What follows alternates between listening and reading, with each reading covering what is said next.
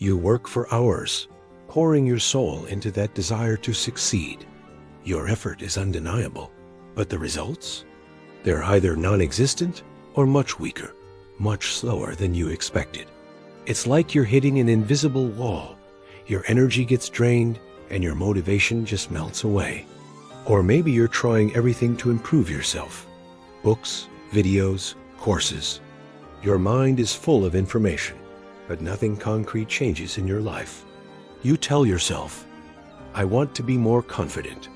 But in the next social situation, that same inner voice, that same hesitation takes over. You say, I want to be more successful, but the opportunities always seem to find someone else. Most of the time, you end up questioning yourself. Am I not trying hard enough? Am I not good enough? This questioning just pushes you to try even harder. You work more, you push yourself more, but this only accelerates your burnout. It's a vicious cycle. What if I told you that this whole story is built on a completely false assumption? The problem isn't a lack of effort. The real problem is where that effort is directed. Perhaps you're focusing on the wrong thing. Perhaps you're misunderstanding how reality truly works. Could it be that reality responds not to blind effort, but to the attention you consciously direct? This isn't just about positive thinking. This is the operating principle of one of your brain's most fundamental, oldest, and most powerful programs. Today, we're going to discover how to escape the autopilot trap that keeps you stuck with the same results. You'll meet the Reticular Activating System, a hidden gatekeeper in your brain. Understand how it works, and most importantly, learn how to consciously hack it. This is much more than a personal development technique. This is a neuroscientific and philosophical roadmap to actively build the world you exist in. If you're ready, let's begin deciphering the attention matrix deep within your mind. Consider your current surroundings. Right now, your eyes are focused on this screen, but there's so much happening in the background. Maybe the ticking of a clock, the sound of a car outside, the color of an object in your room, the hum of your computer's fan. All of these are flooding your senses with millions of bits of data every second. So why don't you consciously hear the hum of the fan right now? Why aren't you constantly noticing the ticking of the clock? Because your brain isn't a supercomputer. Its capacity is limited. If it brought all this data to your conscious level at once, it would turn into an information dump within seconds, and you'd be paralyzed. This is where a very special network in your brainstem comes into play, the Reticular Activating System, or RAS for short. The RAS is your brain's most important biological spam filter. Its sole purpose is to decide what your conscious mind should focus its attention on. Think of it like a gatekeeper. All sensory data from the outside world, images, sounds, smells, must first pass through its gate. From this flood of data, the RAS selects and filters information that is vital to you, poses a threat, or that you consciously care about. It presents this to your conscious mind as highlighted. Everything else is filtered out as background noise. A classic example will make this crystal clear. Cars. Let's say you bought a new red car. Before you bought it, you probably didn't notice many red cars on the road. But from the moment you bought it, it seems like there are red cars everywhere. In your neighborhood, on your way to work, on the highway. They're everywhere. What changed? Did the number of red cars on the road suddenly increase? Of course not. What changed is the direction of your attention. The red car has now become important, meaningful data for you. You consciously instructed your RAS, hey, watch out for red cars. And like a faithful servant, it began sifting through the visual data stream and highlighting all the red cars for you. This isn't just true for cars. Someone thinking about pregnancy suddenly starts seeing pregnant women in strollers everywhere. When you learn a new word, the next day you encounter that word all over the place. The RAS is programmed to bring you evidence of whatever you direct your attention to in the world. There's a critical point here. The RAS is not a moral or logical filter. It's a neutral mechanism. You can't teach it to be good or bad. It is only concerned with one question. What is my owner's conscious mind focusing on most? Whatever you focus on is important to it, and it brings you more of what you focus on. So reality doesn't actually change.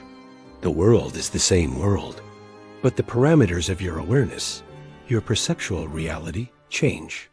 The RAS is a projector that presents you with a personalized world.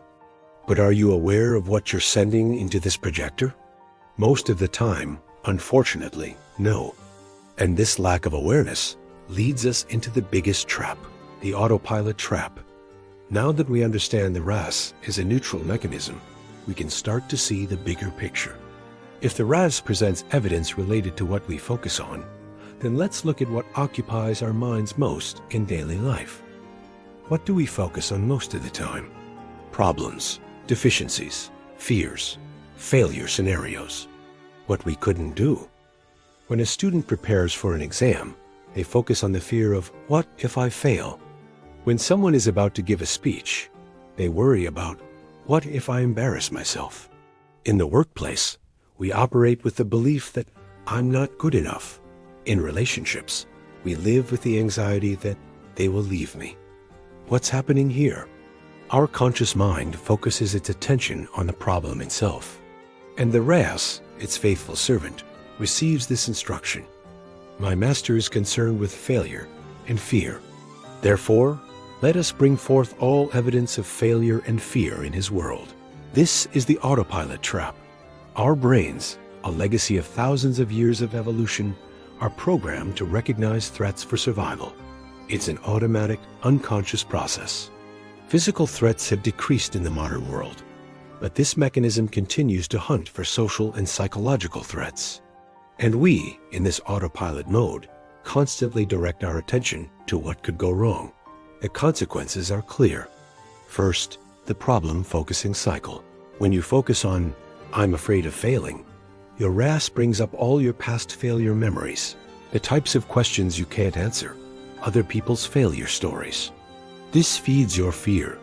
You focus more, and that brings more evidence. It's a vicious cycle. Then there's the lack paradox.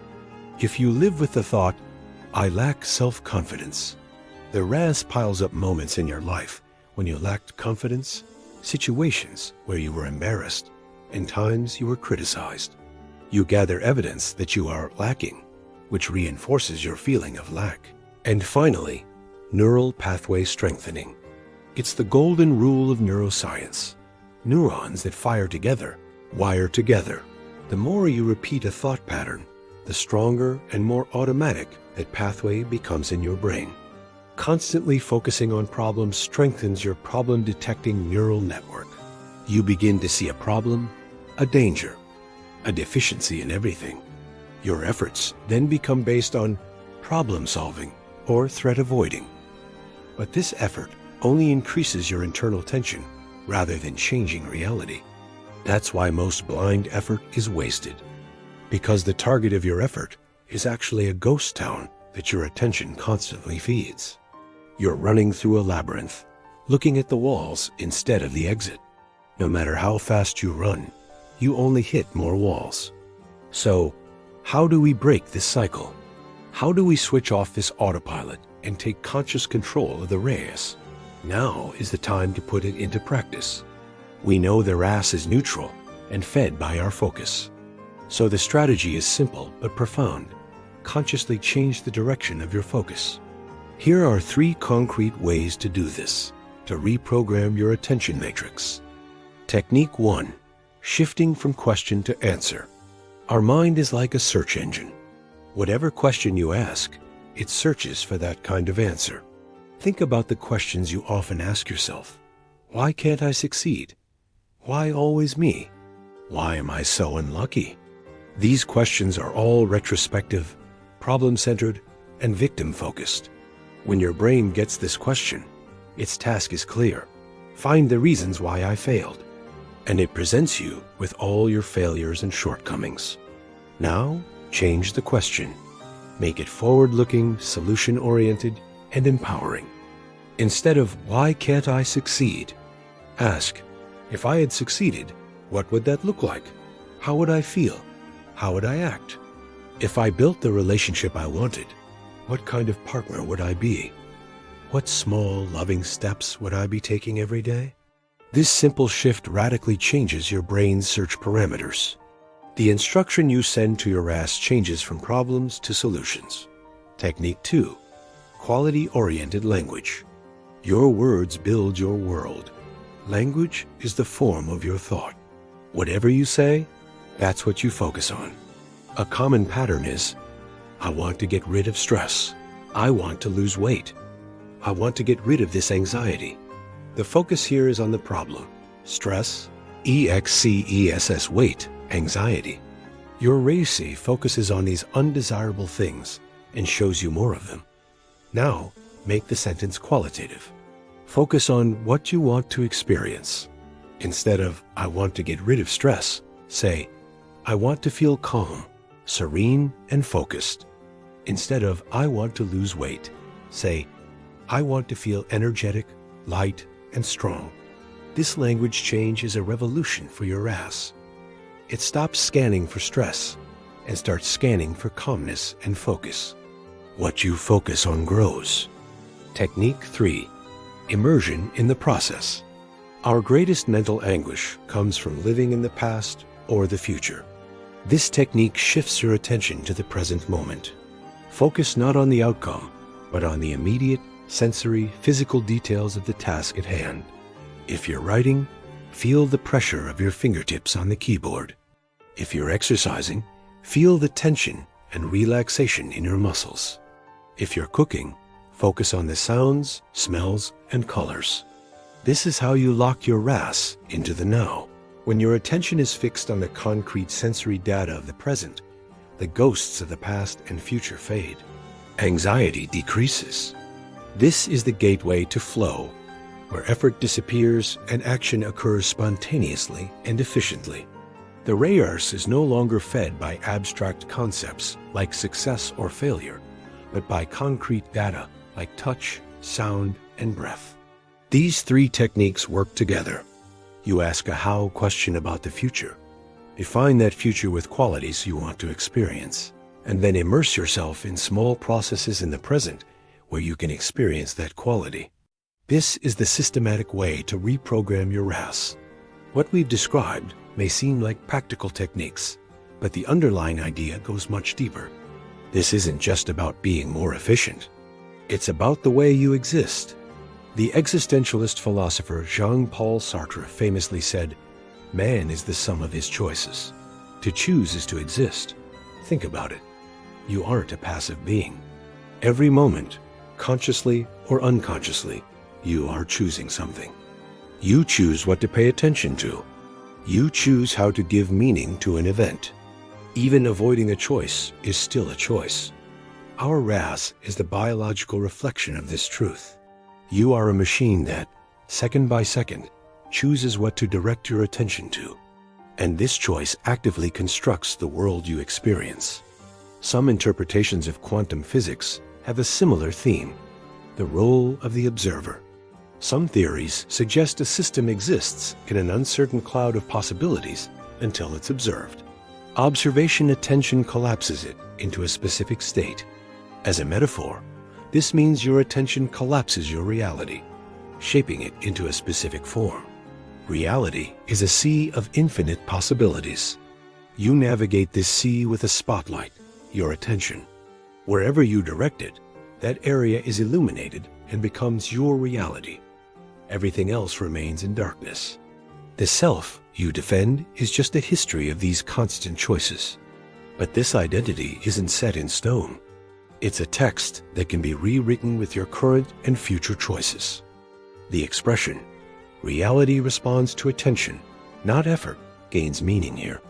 Blind effort is a struggle against a fixed world. Directing your attention is a creative act. The first is hitting walls. The second is seeing doors. Have you ever felt like you're spinning your wheels? Working for hours, trying so hard to improve, but you just end up right back where you started? It's incredibly frustrating, and the mystery behind it is simpler than you think. The problem isn't your effort. It's where you're aiming that effort.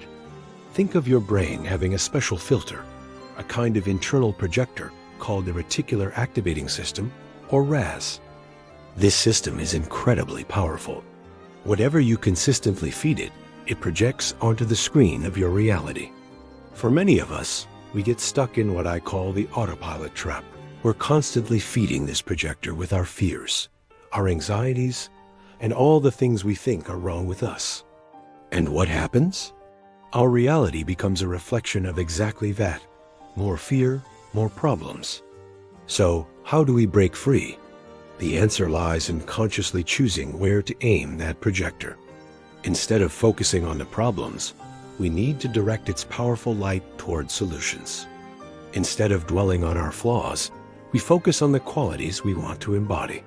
We shift our attention from past regrets and future worries to the power of this very moment. Here's the secret.